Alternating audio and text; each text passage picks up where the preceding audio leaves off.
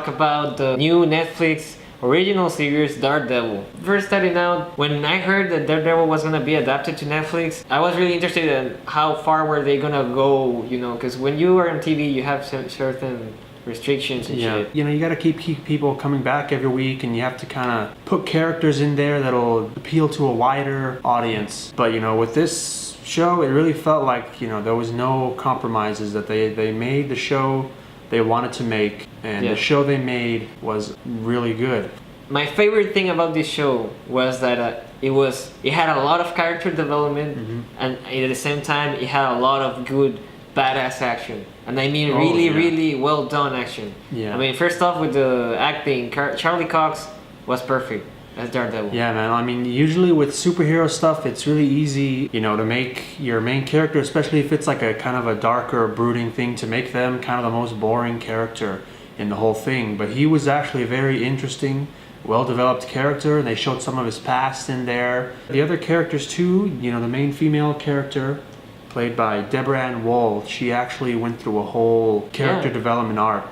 And Foggy Nelson, who could have just very easily been just a stupid idiot, you know, purely for comic relief, he was actually, you know, very vital to all the story arcs. You know, he had a lot to do and a lot to say. Nobody was a wasted character. Probably my favorite character of the whole series was Kingpin. Vincent D'Onofrio just did an awesome job. Talk about well-developed characters. The way they developed him, it just made a villain that you could understand. Like, he was very sympathetic, and he had, like, you know, kind of like misguided ideals, but you could tell that at the beginning he believed everything he was saying. But, you know, just his whole arc is really well done. Yeah, I mean, those are the best villains. For me, the best villains are always the ones that you understand what they're doing. You probably don't agree with them, but you understand why they're doing that. If I was in that situation, I'll probably be the same. He just did an excellent job. What this demonstrated was that Marvel can pull off the dark and gritty shit. And still, like, what I was amazed is that not still... just, you know, the charming Iron Man. Yeah, and it's still in the Marvel Universe. I mean, they link this to they referenced, like, the Battle of New York and all that stuff. So, you know, it's there. So, Marvel shows that they can create a dark and gritty world that also works with the